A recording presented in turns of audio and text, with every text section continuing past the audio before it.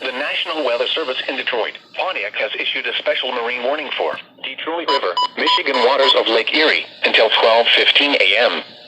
At 10:44 p.m., strong thunderstorms were located along a line extending from 14 nautical miles west of Wyandotte near Luna Pier to near North Cape, This was moving just northeast at online. 55 knots. Hazard, wind gusts to nearly 50 knots. Source, radar indicated. Impact, small craft could be damaged and briefly higher winds and suddenly higher waves. Strong thunderstorms will be near Woodland Beach around 10:50 p.m. Estrel Beach around 10:55 p.m. Lake Erie Metro Park Harbor around 11 p.m.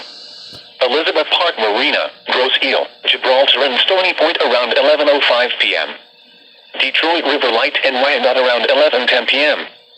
Other locations impacted by strong thunderstorms include Woodland Beach, Stony Point, Gibraltar, Estrel Beach and Detroit Beach. Report severe weather to the Coast Guard or the National Weather Service.